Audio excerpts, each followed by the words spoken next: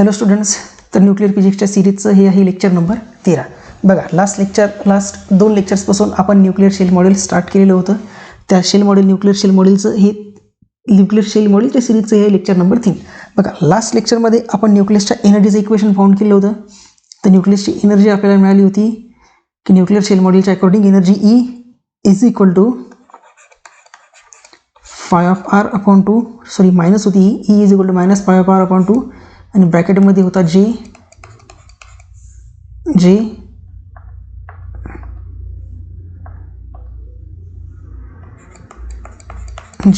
Plus 1 minus L plus 1 minus S plus 1 H cross square हे एनर्जीचं equation. मग त्यानंतर आपण एकदा J is equal to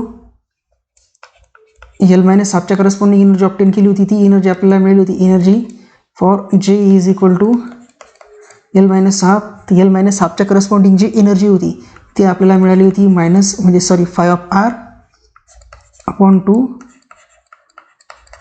L plus 1 H cross square. आणि एकदा J is equal to L plus हाफच्या करस्पॉन्डिंग जी एनर्जी ऑप्टेन झाली होती ती होती E for J is equal to L plus half. तर ती व्हॅल्यू होती πr/2 minus πr/2 L H cross square. ह्या दोन एनर्जी लेवल्समधला जो डिफरन्स होता तो डिफरन्ससुद्धा आपण कॅल्क्युलेट केला होता. तो आपल्याला मिळाला होता twice L plus 1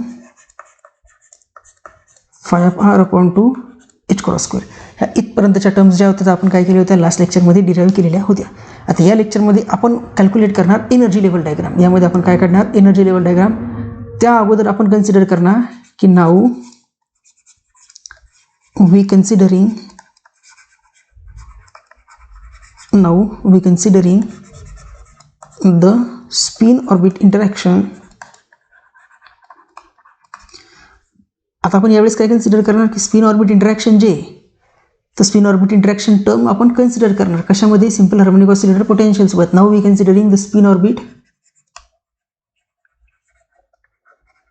orbit interaction correction term in addition to harmonic oscillator potential,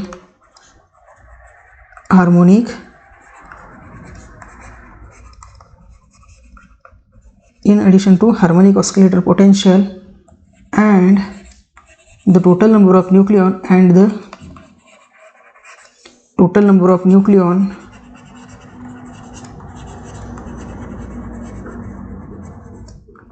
nucleons inside the shell must be 2J plus. जे आपण फक्त राउंडेड स्क्वेअरल पोटेन्शियलच्या केसमध्ये एखाद्या शेलमध्ये असणारे टोटल नंबर ऑफ न्यूक्लियॉन्स हे आपण कॅल्क्युलेट केले होते 2 × ट्वाईस एल प्लस 1 या फॉर्म्युल्यानुसार. ते आता आपण किती घेणार ट्वाईस जे प्लस 1 आणि आपल्याला माहिती आहे काय and J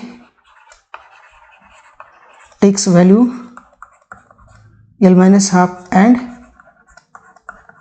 L plus half. जेच्या ज्या आहेत एल मायनस हाफ आणि एल प्लस हाफ या दोन व्हॅल्यूज असतात. एल मायनस हाफ आणि एल प्लस हाफ या दोन व्हॅल्यूज असतात फॉर एन एल जे या स्टेटसाठी जेच्या एक J is equal to L minus half आणि J is equal to L plus half अशा दोन व्हॅल्यूज असतात. आता काय करणार आपण याचा यूज करून कॅल्क्युलेट करणार energy level diagram.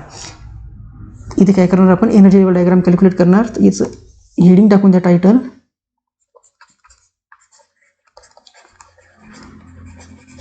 Energy level diagram.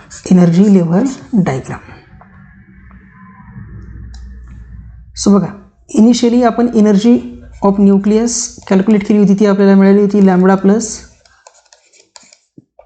3/2 H cross omega. मग यासोबत ही करेक्शनवाली टर्म ॲडअप करायची जी काय आहे πr into L bar dot S bar. मग याची एनर्जी मिळणार. मग आपल्याला याला जर क्वांटम मेकॅनिकली सॉल्व्ह केलं तर हे मिळणार आपल्याला lambda plus 3/2 H cross omega minus 5r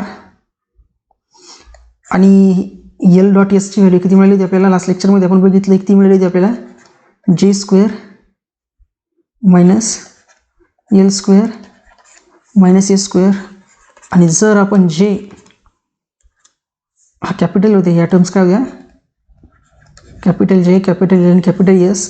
जर जे इज इक्वल टू आपण L plus half value put up केली तर आपल्याला काय व्हॅल्यू मिळेल, lambda plus 3/2 H cross omega.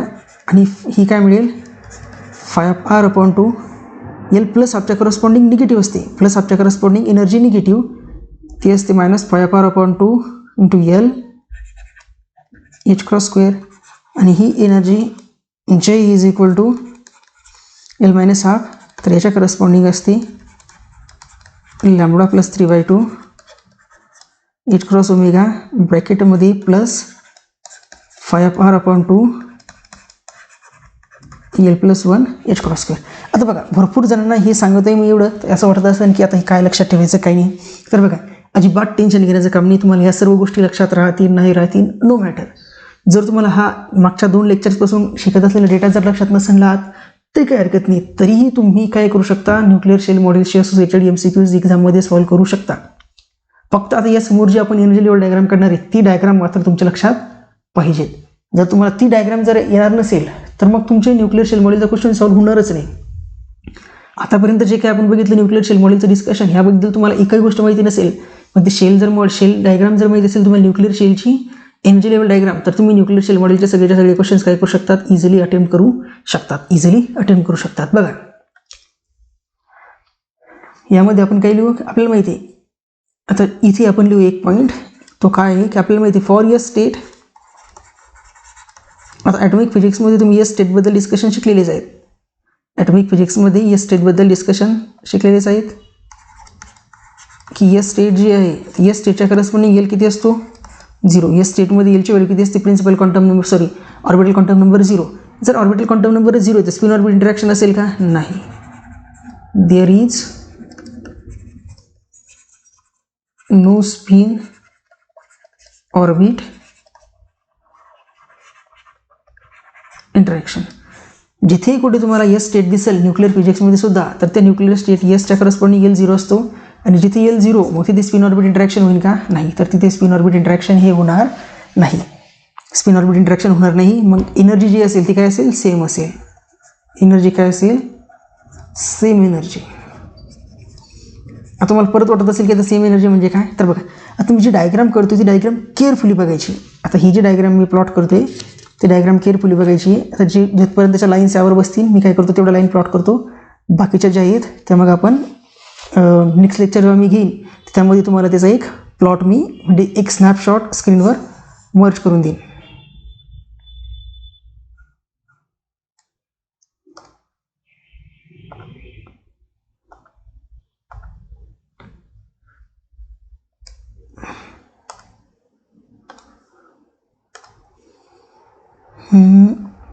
त्याला केअरफुली काढा फक्त. हे जर दिसतंय की नाही तुम्हाला,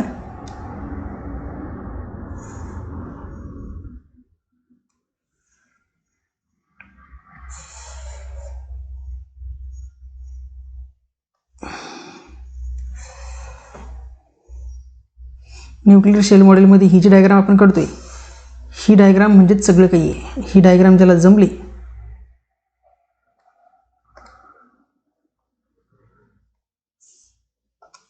ज्याला ही डायग्राम जमली समजून घ्यायचं, त्यांचा शेल मॉडेलचा क्वेश्चन्स हा इझिली सॉल्व्ह होऊनच जाईल. ज्यांना ही डायग्राम समजली त्यांचा शेल मॉडेलचा क्वेश्चन्स हा इझिली सॉल्व्हच होईल.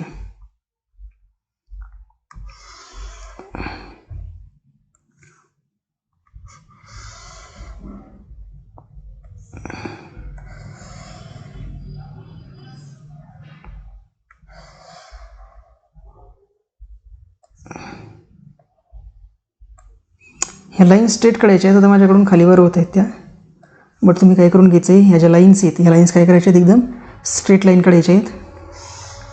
बस इथपर्यंतच काढू आपण. एकदम बघून घ्या व्यवस्थित डायग्राम कशी येतं, त्यानंतर प्लॉट करायचे. बाकी ही डायग्रामची प्रॉपर जे ओरिएंटेशन आहे पूर्ण हे नेक्स्ट लेक्चरमध्ये मी जेव्हा नेक्स्ट लेक्चर घेईन त्या नेक्स्ट लेक्चरमध्ये मी सगळं ओरिएंटेशन्स तुम्हाला एक्झॅक्टली दाखवून देईल. याच्यामध्ये मध्ये अशी डॉटेड लाईन आहे म्हणजे नोड स्प्लिटिंग डिनोट करते. ही काय होती, दोन याच्यामध्ये स्प्लिट होती दाखवते. ही एनर्जी लेवल पण या दोन्हीमध्ये स्प्लिट होते. ही जी आहे नॉट स्प्लिटिंग, हे काय ॲज इट इज, ही पण एनर्जी लेवल या दोन लेवलमध्ये स्प्लिट होते. ह्या दोन लेवलमध्ये स्प्लिट होते. ही जी पहिली लेवल आहे ही लेवल आहे तुमची 1s. ही जी लेवल आहे ती आहे 1s. याच्या करस्पॉन्डिंग व्हॅल्यू आहे एनर्जीची 3/2 h क्रॉस ओमेगा. याच्या करस्पॉन्डिंग आहे 5/2 h क्रॉस ओमेगा. ह्या दोन्हीच्या करस्पॉन्डिंग आहे 7/2 h क्रॉस ओमेगा. ह्या दोन्हीच्या करस्पॉन्डिंग आहे 7/2 h क्रॉस ओमेगा. मग त्याच्यानंतर इथे परत इकडून घे, ही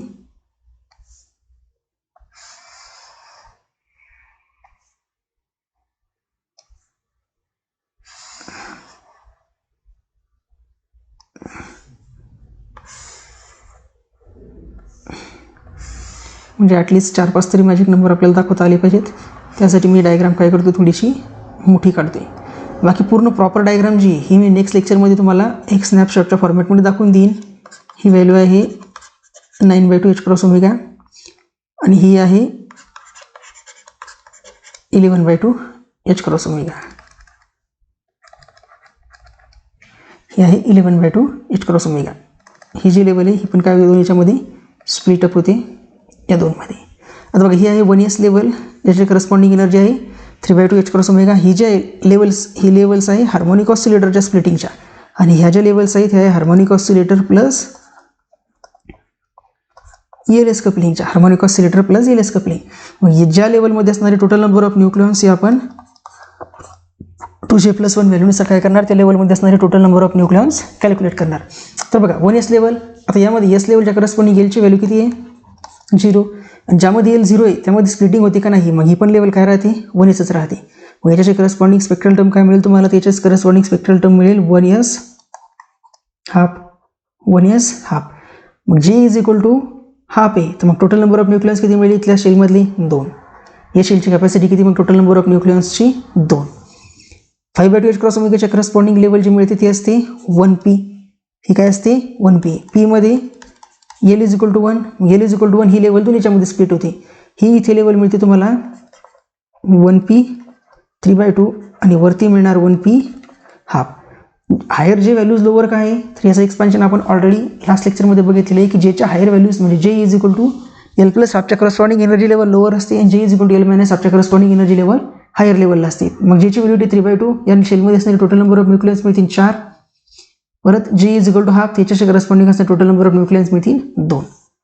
इथे ही जी लेवल आहे ही आहे तुमची 1d आणि ही जी आहे ही आहे 2s.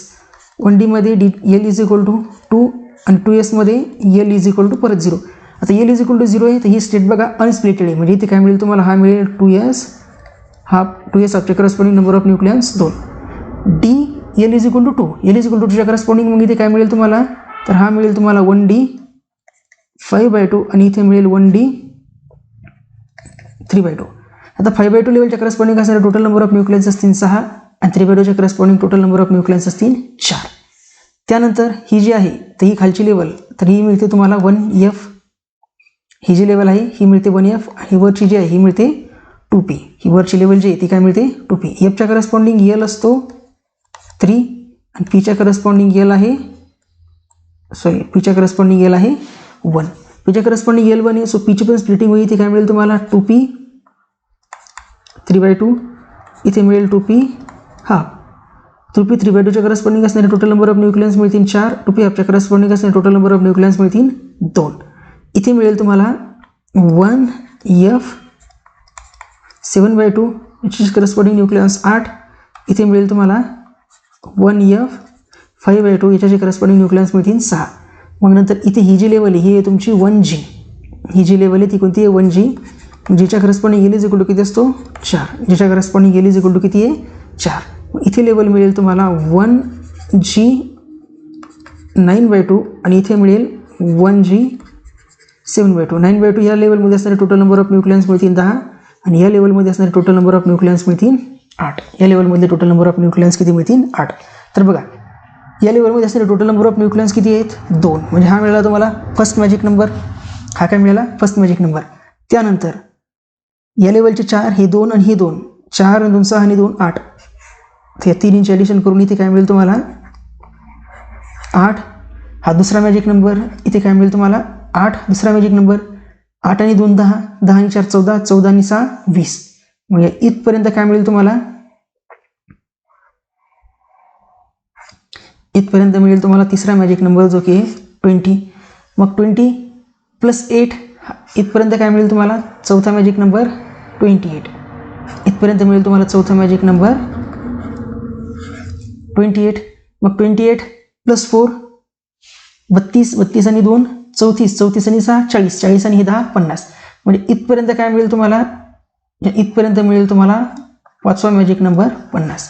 आता याच्यावरती जागा नाही आहे, सो यानंतरचा मिळणारा जो मॅजिक नंबर 82 तो सुद्धा काय मिळेल तुम्हाला याच्यावरती मिळून जाईल. तर ही जी डायग्राम दिसते याला व्यवस्थित पॉज करून नोट करून घ्या, कारण ही जी एनर्जी लेवल डायग्राम ही खूप मस्त आहे. याच्या समोरचं जे काही एक्सपान्शन आहे तर ही एक्सपान्शन मी समोर जेव्हा लेक्चर घेईन तुमचं नेक्स्ट, त्या लेक्चरमध्ये याची एनर्जी लेवल डायग्रामची मी तुम्हाला फोटो द्यावर पेस्ट करेन, जो तुम्ही फोटो काय करायचा ॲज इट इज तुमच्या नोटबुकमध्ये पेस्ट करून घ्यायचा आहे.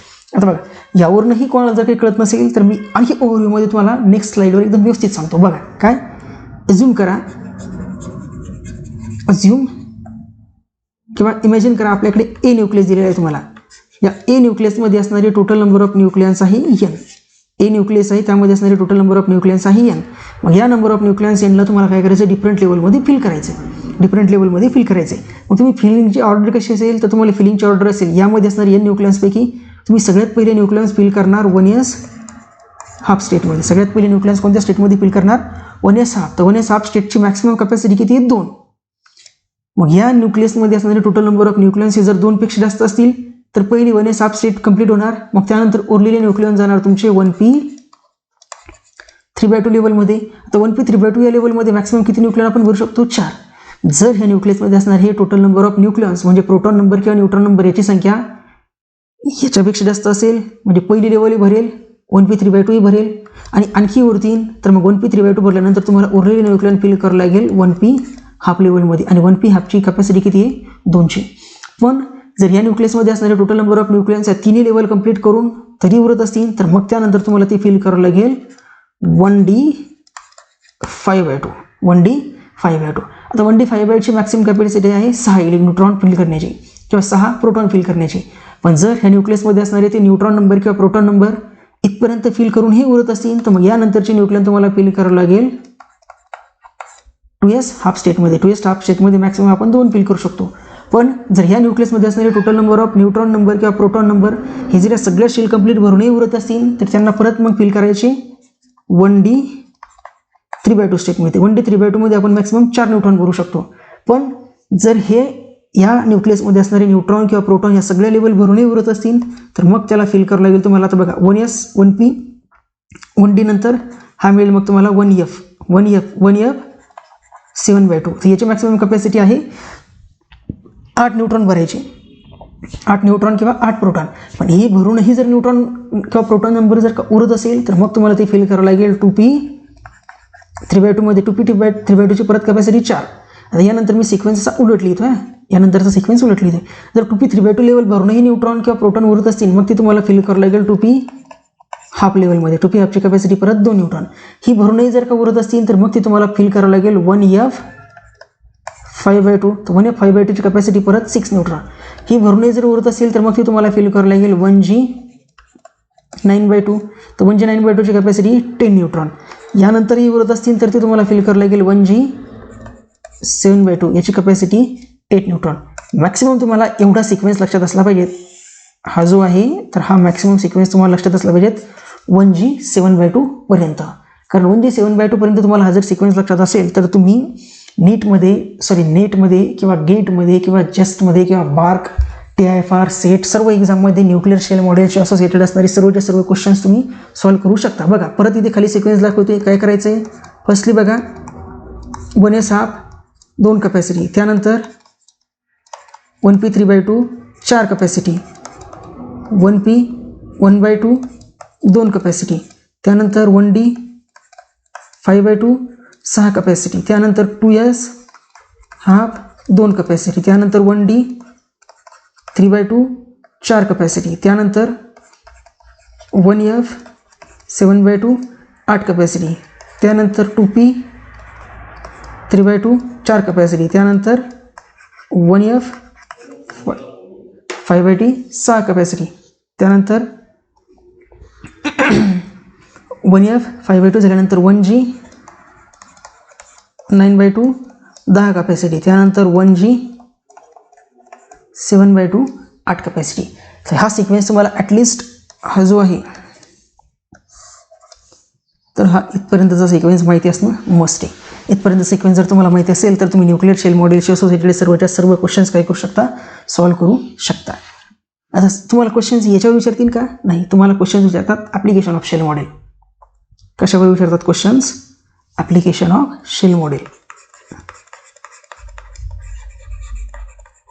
Application of shell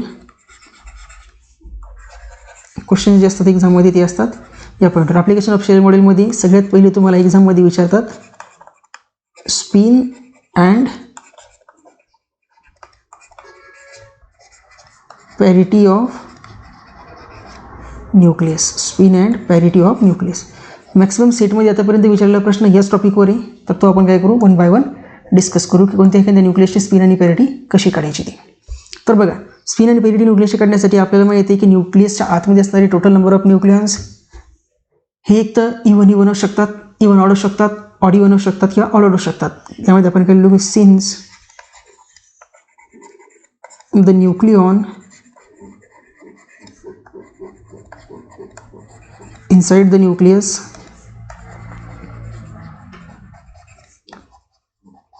may be either even or even odd or odd.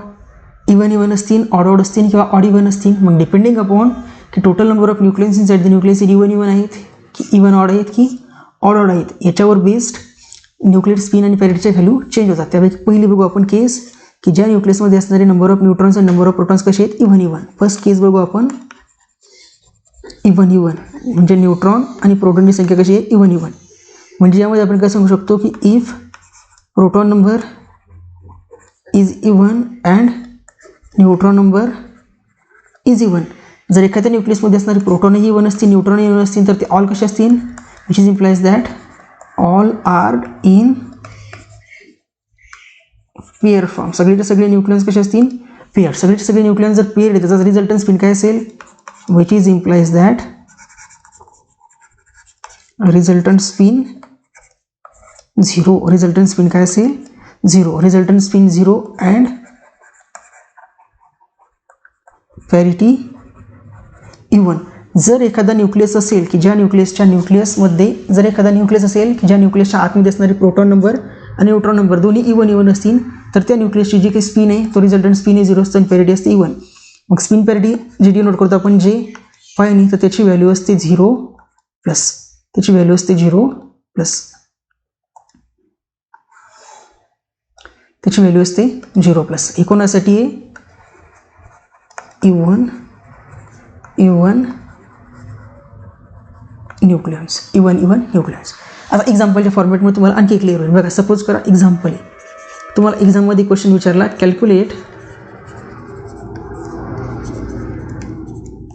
Spin and parity of oxygen 816. हा न्यूक्लियस दिलेला तुम्हाला ऑक्सिजन 816, याची स्पिन पॅरिटी तुम्हाला काढायची. तर बघा, सोल्युशनमध्ये काय करणार मग तुम्ही, सोल्युशनमध्ये ऑक्सिजन 816 मध्ये तुम्ही पाहणार की टोटल नंबर ऑफ प्रोटॉन्स किती आहे, 8. हा नंबर काय आहे, even.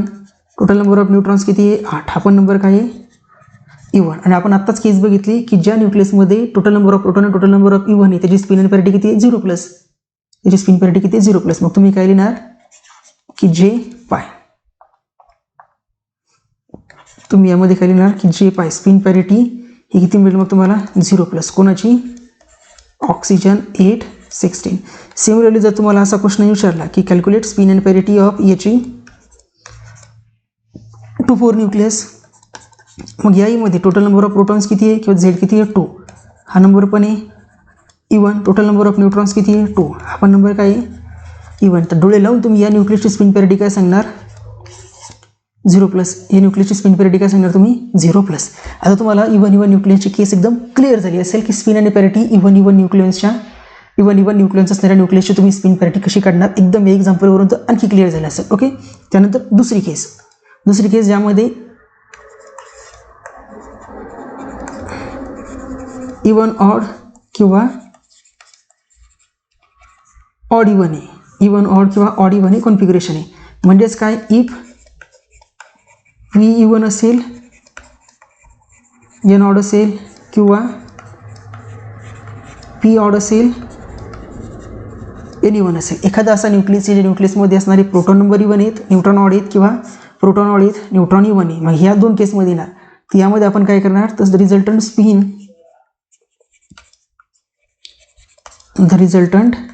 Spin off even nucleons is 0. Even nucleons जे असतील त्याचा spin is 0, which is implies that the total spin of such nucleus is due to odd nucleon only.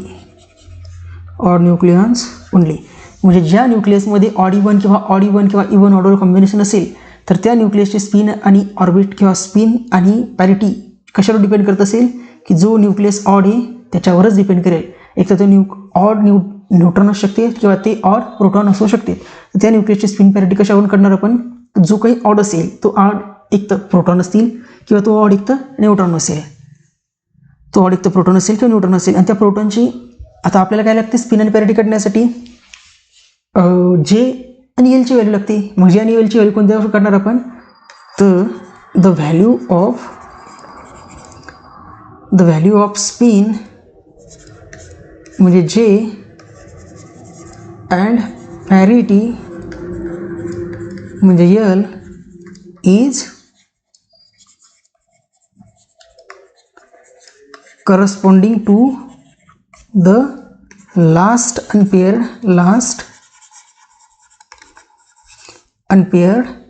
Shell. त्या न्यूक्लियसचा न्यूक्लियन ज्या लास्ट अनपेअर्ड शेलमध्ये असेल म्हणजे ची व्हॅल्यू काय असेल त्या लास्ट अनपेअर्ड शेलची NLJ. तर या NLJ शेलच्या करस्पॉन्डिंग जो एल असेल त्यावरून तुम्ही पॅरिटी काढणार. याच्या करस्पॉन्डिंग जो जे त्यावरून तुम्ही त्या न्यूक्लियसचा स्पिन काढणार. आता ही केस झाली. आता याला मोर क्लिअरली तुम्हाला कसं समजेल एक्झाम्पलच्या फॉर्मॅटमध्ये. चला इकडे या. असं एक्झाम्पल बघा. एक्झाम्पल जर तुम्हाला एक्झाम्पल दिलं की calculate spin and parity of carbon 613 याची काय काढायची आपल्याला स्पिन पॅरिटी म्हणजे जे पायची व्हॅल्यू काढायची स्पिन पॅरिटी. आपण काय करणार सगळ्यात अगोदर याचं सोल्युशनमध्ये की न्यूट्रॉन आणि प्रोटॉन नंबर कॅल्क्युलेट करून घेणार. मग कार्बन 613 यामध्ये प्रोटॉन किती आहेत 6 जो की काय आहे इवन. न्यूट्रॉन किती आहे 7 जो की काय आहे ऑड. म्हणजे याचा स्पिन पॅरिटी काय झाली 0. याची आपल्याला काढायची. आता आपल्याकडे टोटल नंबर ऑफ न्यूट्रॉन्स किती आहे 7. यांना काय करायचं आपल्याला फिल करायचं. मग फिल कसं करणार न्यूक्लियर शेल मॉडेलच्या अकॉर्डिंग. सगळ्यात पहिले फिल करणार आपण 1s हाफमध्ये. 1s हाफमध्ये किती फिल करणार 2. बघा 7 पैकी 2 इथे गेले किती राहिले 5.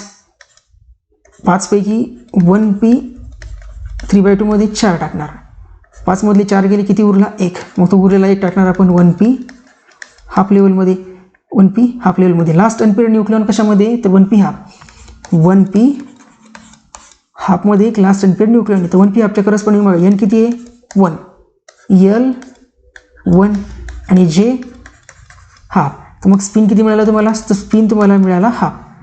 स्पिन तर मिळाला तुम्हाला हाफ. पण पॅरिटी पाय काय असते तर पॅरिटी असते -1⁻L आणि ती मिळेल तुम्हाला -1⁻n म्हणजे -1 म्हणजे निगेटिव्ह.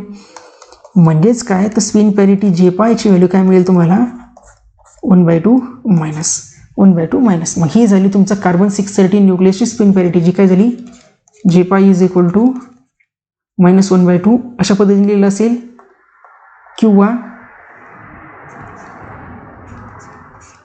1/2 मायनस. ही काय झाली तुमचं ह्या कार्बन 613 न्यूक्लियसची स्पिन पॅरिटी. कार्बन 613 न्यूक्लियसची स्पिन पॅरिटी. आणखी बघा यामधून नसेल क्लिअर झालं तर एक्झाम्पल आपल्याकडे आहे याची 2-3 याची 2 3.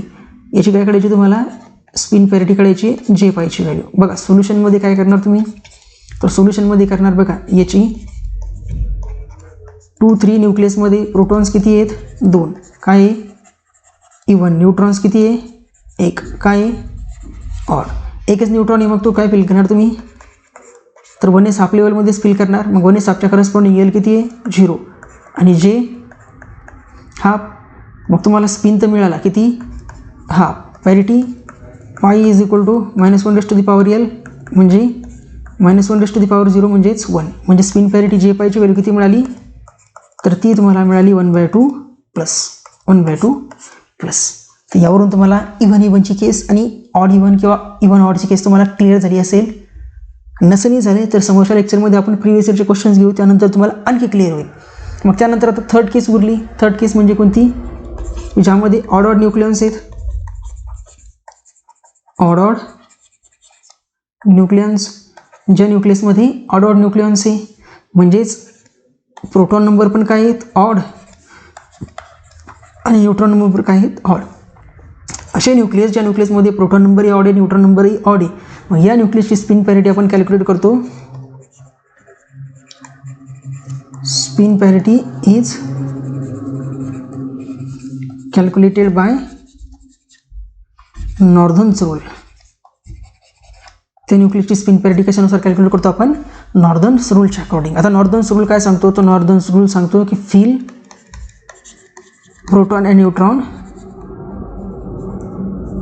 Separately in shells. न्यूट्रॉन आणि प्रोटॉनला काय करायचं, डिफरंट शेल्समध्ये फिल करायचं. मग प्रोटॉनसाठी तुम्हाला मिळेल JP आणि LP, न्यूट्रॉनसाठी मिळेल JN आणि LN.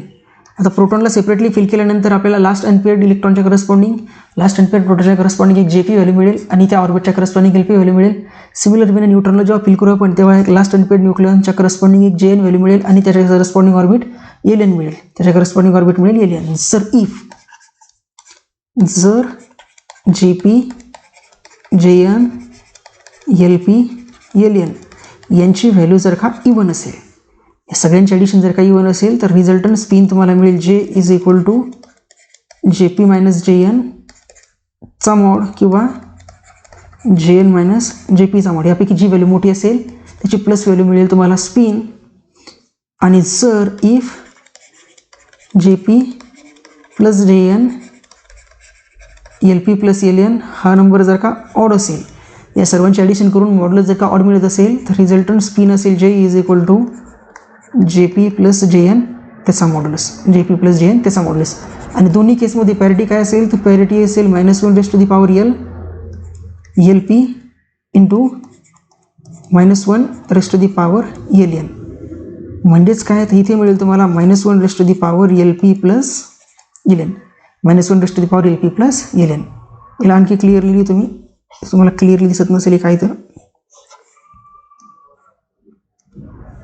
हा असेल तुमचा -1 LP इंटू -1 LN म्हणजेच -1 LP plus LN, -1 LP plus LN. म्हणजे दोन्ही न्यूक्लियन जर का ऑड असतील तर त्यांना कॅल्क्युलेट करण्याची प्रोसेस थोडी वेगळी आहे, याला ही प्रोसेसला आपण एक्झाम्पलच्या फॉर्मॅटमध्ये समजून घेऊया. बघा एक्झाम्पलवरून आणखी क्लिअर होतं. जर तुम्हाला विचारलं calculate spin parity of hydrogen 1 hydrogen 1 या न्यूक्लियसची काय करायची तुम्हाला, किंवा हायड्रोजन 1 2 न्यूक्लियसची स्पिन पॅरिटी काढायची. तर बघा हायड्रोजन 1 2 साठी Z किती आहे 1 आणि न्यूट्रॉन किती आहे 1, म्हणजे हा पण नंबर ऑड आहे, आपण काय करू प्रोटॉनसाठी, तर प्रोटॉन फिल करणार आपण 1s हाफ स्टेटमध्ये 1. मग प्रोटॉनच्या करस्पॉन्डिंग JP किती मिळाली आपल्याला हाफ आणि LP 0. न्यूट्रॉनलाही फिल करणार आपण 1s हाफ लेवलमध्ये एकच न्यूट्रॉन, मग याच्याशी करस्पॉन्डिंग LN किती आहे 0 आणि JN हाफ. बघा ही व्हॅल्यू Jची, ही व्हॅल्यू या Jची, हाफ. मग आपण कॅल्क्युलेट करणार की JN plus LN plus JP plus LP is equal to ही मिळेल तुम्हाला half plus 0 plus half plus 0 म्हणजेच रूटमध्ये मॉडमध्ये 1 विच इज इक्वल टू 1 जो की झाला तुमचा ऑड नंबर. मग ज्यावेळेस हा ऑड असतो त्यावेळेस रिझल्टंट स्पिन काय असतो, तो रिझल्टंट स्पिन असतो तुमचा JN प्लस JP, म्हणजे तो मिळणार तुम्हाला मॉडमध्ये 1/2 plus 1/2 which is equal to 1 which is equal to 1. आणि पॅरिटी काय मिळेल, पॅरिटी मिळेल pi is equal to -1 raise to the power LN plus -1 raise to the power LN plus LP, म्हणजेच -1 raise to the power 0 plus 0 म्हणजेच -1 raise to the power 0 which is equal to +1. म्हणजेच hydrogen 1,2 या न्यूक्लियसची spin parity जे पाय किती मिळाली तुम्हाला, तर ती मिळाली तुम्हाला 1+. किती मिळाली, 1+. अशा पद्धतीने काय करायचं असतं, न्यूक्लियसच्या स्पिन आणि पॅरिटीची व्हॅल्यू काढायची असते. न्यूक्लियसच्या स्पिन आणि पॅरिटीची व्हॅल्यू काय करायची असते, या पद्धतीने कॅल्क्युलेट करायची असते. त्यानंतर यामध्ये काही इम्पॉर्टंट पॉईंट आहेत, यामध्ये काय आहेत, काही नोट पॉईंट आहे. त्यामधला पहिला नोट पॉईंट की when we have to calculate the spin parity of any nucleus, when we have to calculate spin parity of any nucleus in ground state. जर आपल्याला कोणत्या एखाद्या न्यूक्लियसची ग्राउंड स्टेटमध्ये जर का स्पिन पॅरिटी काढायची असेल, then fill the nucleons in the same order,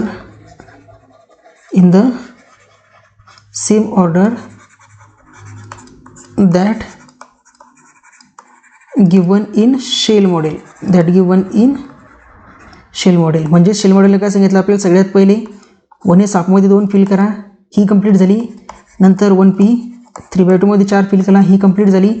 मग नंतर 1p हाफमध्ये 2 फिल करा, ही कंप्लीट झाली. मग नंतर 1d 5/2 मध्ये 6 भरा, ही कंप्लीट झाली. की मग नंतर 2s हाफमध्ये 2 भरा, ही कंप्लीट झाली. की मग नंतर 1d 3/2 मध्ये 4 भरा, ही कंप्लीट झाली. की मग नंतर 1spd 1f 7/2 मध्ये 8 भरा, ही कंप्लीट झाली. की मग 2p 3/2 मध्ये 4 भरा आणि सो ऑन. तर मग ह्या युज्युअल वेने काय करायचं, जेव्हा ग्राउंड स्टेट स्पिन पॅरिटी विचारली तर या युज्युअल वेने भरायचं. आणि मग नंतर तुम्हाला बाकीचं काढताच येतं की ऑड असतील तर मग काय, ऑड इवन असतील तर काय, आणि ऑड असतील तर काय, आणि इवन असतील तर काय, किंवा जेव्हा ग्राउंड स्टेटमध्ये विचारले असेल तेव्हा. पण भरपूर वेळा एक्झाममध्ये काय विचारतं तुम्हाला, फर्स्ट एक्स्ट्रा स्टेटमध्ये. मग for calculating the spin and parity of nucleus in first excited state. जेव्हा आपल्याला न्यूक्लियसची फर्स्ट एक्साइटेड स्टेटमध्ये स्पिन पॅरिटी कॅल्क्युलेट करायला विचारलेली असेल तर काय करायचे, then shift the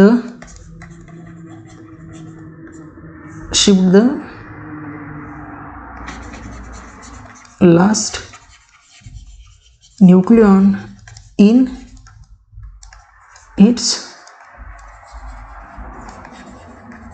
higher level and used JL value corresponding to that higher level. म्हणजे बघ, फॉर एक्झाम्पल जर एखाद्या न्यूक्लियसची स्पिन पॅरिटी कॅल्क्युलेट करत असताना जर आपण न्यूक्लियॉन फिल केली, पहिली न्यूक्लियॉन 1s हाफमध्ये बसली, त्यानंतर उरलेले आपण 1p 3/2 मध्ये 3च होते. हे काय झालं, त्या न्यूक्लियसचं ग्राउंड स्टेट जी असली आपण, ही ग्राउंड स्टेट ही झाली न्यूक्लियॉनची filling in the ground state. पण तुम्हाला न्यूक्लियसचं ग्राउंड स्टेटमध्ये स्पिन पॅरिटी विचारली नाही, तुम्हाला विचारलेली फर्स्ट एक्साइटेड स्टेट. मग फर्स्ट एक्साइटेड स्टेटमध्ये काढत असताना तुम्ही काय करणार, 1s हाफमध्ये 2 न्यूक्लियॉन जशीच्या तशी ठेवणार. पण या 1p 3/2 लेवलच्या 3 पैकी काय करणार, या लेवलमध्ये 1p 3/2 मध्ये 2च ठेवणार आणि उरलेला एक काय करणार, तर 1p हाफ लेवलमध्ये शिफ्ट करणार. मग हे काय झालं याचं, तर हे याचं झालं first state configuration, first state electronic splitting. मग नंतर ही जी लेवल आहे ह्या लेवलच्या corresponding GL is equal to 1, आणि J is equal to half value आहे. तर मग या दोन व्हॅल्यूचा यूज करून काय करणार, न्यूक्लियसची स्पिन पॅरिटी काढणार. बघा ग्राउंड स्टेटमध्ये याची स्पिन पॅरिटी किती मिळेल तुम्हाला. ग्राउंड स्टेटमध्ये बघा जी इज इक्वल टू आहे 3/2 आणि एल इज इक्वल टू 1, म्हणजेच तुमची स्पिन पॅरिटी जे पाय किती मिळेल, तर ती मिळेल तुम्हाला 3/2 मायनस 3/2 मायनस. मग सिमिलर वेन इथली काय मिळेल तुम्हाला बघा, J is equal to half L is equal to 1. मग याच्यानुसार फर्स्ट एक्सायटेड स्टेटमध्ये जे पाय काय मिळेल तुम्हाला, तर फर्स्ट एक्सायटेड स्टेटमध्ये जे पाय मिळेल तुम्हाला 1/2 मायनस फर्स्ट एक्सायटेड स्टेटमध्ये जे पाय काय मिळेल 1/2 मायनस. म्हणजे बघा ग्राउंड स्टेटमध्ये या न्यूक्लियस असं कॉन्फिगरेशन असणाऱ्या न्यूक्लियसची स्पिन पॅरिटी आहे 3/2 मायनस आणि फर्स्ट एक्सायटेड स्टेटमध्ये ती मिळाली तुम्हाला 1/2 मायनस. मग अशा पद्धतीने बघा ज्यावेळेस ग्राउंड स्टेट विचारलं तेव्हा स्पिन पॅरिटीची व्हॅल्यू वेगळी मिळते आणि फर्स्ट एक्सायटेड स्टेट विचारलं तेव्हा स्पिन पॅरिटीची व्हॅल्यू काय मिळते, वेगळी मिळते. म्हणून केअरफुली बघायचं आहे की तुम्हाला एक्सायटेड स्टेटमधली स्पिन पॅरिटी विचारलेली आहे की ग्राउंड स्टेटमधली. म्हणजे एक्सायटेड स्टेटमध्ये स्पिन पॅरिटी कॅल्क्युलेट करा असं विचारलेलं न्यूक्लियसमध्ये ते ग्राउंड स्टेटमधलं. मग त्याच्या अकॉर्डिंग तुम्ही काय करणार, त्या एक्सायटेड स्टेटमधली काढणार किंवा ग्राउंड स्टेटमधली स्पिन पॅरिटी काढणार. मग स्पिन पॅरिटी कॅल्क्युलेट करत असताना ती टोटल त्या न्यूक्लियसमध्ये असणारे total number of nucleus even आहे, ऑड आहे की ऑड इवन आहे की इवन इवन आहे की ऑड ऑड आहे, यांच्या अकॉर्डिंग तुम्ही काय करणार, मग डिफरंट स्पिन ऑर्बिटची इंटरॅक्शन्स कशी होती किंवा ऑड ऑड इवन इवन केसेसमध्ये आपण न्यूक्लियसचा स्पिन किंवा न्यूक्लियसची पॅरिटी कशी कॅल्क्युलेट करतो हे काय केलं आपण बघितलेलं आहे. तर मग त्याच्या अकॉर्डिंग तुम्ही जी अप्रोप्रिएट केस तुम्हाला वाटत असेल की नाही आपण ही केस यूज करू शकतो, याच्या अकॉर्डिंग आपल्या न्यूक्लियसचं कॉन्फिगरेशन निघेल, किंवा ही दुसरी केस यूज करू शकतो त्याच्या अकॉर्डिंग आपल्या न्यूक्लियसचं कॉन्फिगरेशन निघेल. मग ही तुम्ही केस यूज करायची आणि त्या न्यूक्लियसची स्पिन पॅरिटी काढायची. त्या न्यूक्लियसची स्पिन पॅरिटी तुम्ही काय करायची, कॅल्क्युलेट करायची. बघा एक एक्झाम्पल घेऊ आपण, मग त्यानंतर बाकीच्या उर्वरित गोष्टी ज्या आहेत त्या नेक्स्ट लेक्चरमध्ये डिस्कस करूया. बघा समजा तुम्हाला दिलेलं आहे एक्झाम्पलमध्ये, जर तुम्हाला दिलेलं आहे की ॲल्युमिनियम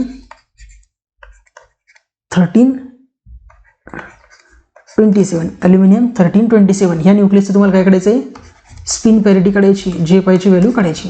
म्हणजे त्यासाठी आपण सगळ्यात अगोदर काय करणार बघणार, ॲल्युमिनियममध्ये प्रोटॉन किती आहेत 13, ॲल्युमिनियममध्ये प्रोटॉन नंबर किती आहेत 13 आणि न्यूट्रॉन नंबर 14.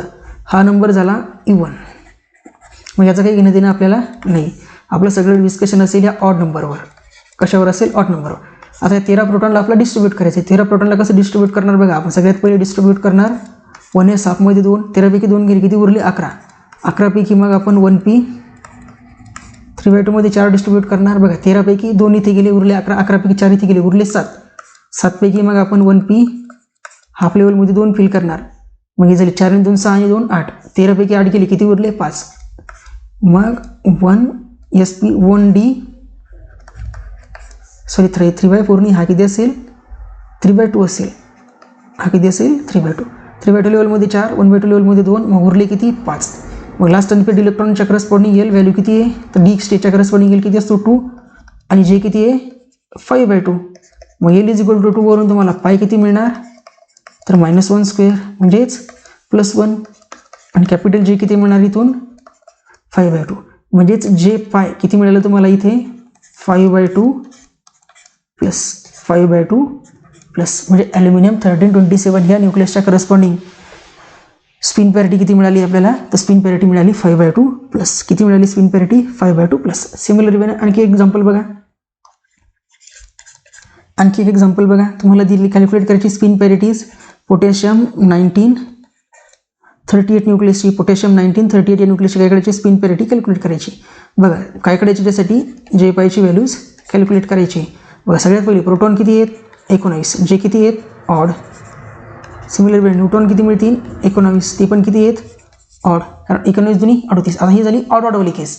यासाठी काय करू आपण प्रोटॉनला फिल करू, प्रोटॉनचं फिलिंग करू. बघा प्रोटॉनमध्ये सगळ्यात पहिले फिल होणार 1s हाफमध्ये 2, त्यानंतर 1p 3/2 मध्ये 4, त्यानंतर 1p हाफमध्ये 2, त्यानंतर 1d 5/2 मध्ये 6, त्यानंतर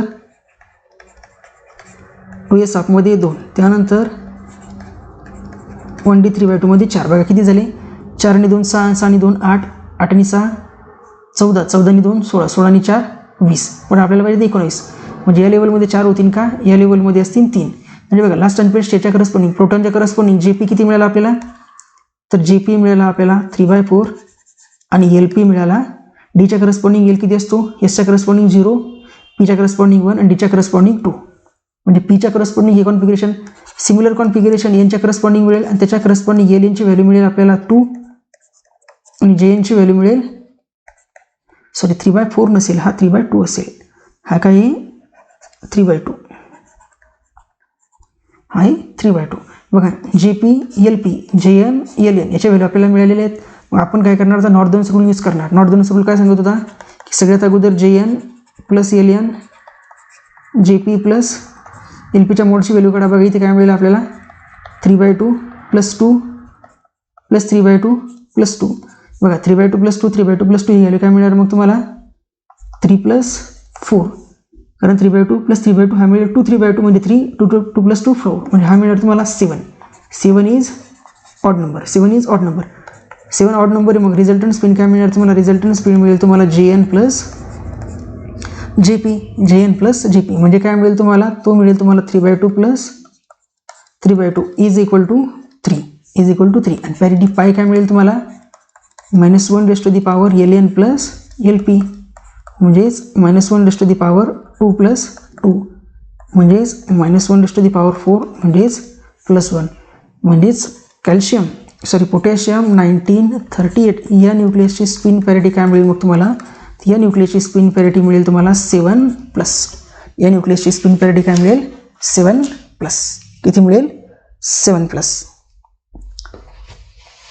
अरे 7 कुठे आलं इथे 3+ ना, 7 असेल का नाही, किती असेल, कारण रिझल्टंट स्पिन 3 आला ना, 7 आला का नाही, काय मिळेल 3+. काय मिळेल रिझल्टंट स्पिन पॅरिटी 3+. तर अशा पद्धतीने तुम्हाला कोणत्याही एखाद्या न्यूक्लियसची स्पिन पॅरिटी जर कॅल्क्युलेट करा असं विचारलं तर तुम्ही काय करणार, या फॉर्म्युल्यांचा यूज करून जे काही आपण प्रोसिजर शिकलेलो आहे त्या सर्व प्रोसिजरचा यूज करून काय करणार, कोणत्याही एखाद्या रँडम न्यूक्लियस ज्या न्यूक्लियसची तुम्हाला स्पिन पॅरिटी कॅल्क्युलेट करा असं विचारलं तर त्या न्यूक्लियसची स्पिन पॅरिटी तुम्ही इझिली कॅल्क्युलेट करू शकतात. आता नेक्स्ट लेक्चरमध्ये शेल मॉडेलचं दुसरं ॲप्लिकेशन बघू आपण की न्यूक्लिअर मॅग्नेटिक मुवमेंट कसं काढायचं. मग न्यूक्लिअर मॅग्नेटिक मुवमेंट कसं काढायची ती प्रोसेस शिकल्यानंतर मग आपण नेक्स्ट त्यानंतरच्या समोरच्या लेक्चरमध्ये पाहणार प्रिव्हियस इयर क्वेश्चन्स की न्यूक्लिअर शेल मॉडेलशी असोसिएटेड वेगवेगळ्या एक्झाम्समध्ये कशा पद्धतीचे क्वेश्चन्स विचारलेले आहेत. मग त्यानंतर आपण उरलेले टॉपिक जे न्यूक्लिअर फिजिक्सचे त्याला 1 बाय 1 डिस्कस करायला सुरुवात करूया. ओके, तर तुम्ही काय करा, प्रिव्हियस इयर क्वेश्चन अगोदर सुद्धा ट्राय करा, नाही झाले तर आपण नेक्स्ट समोरच्या लेक्चर्समध्ये ते घेणार आहोतच. Okay, thank you.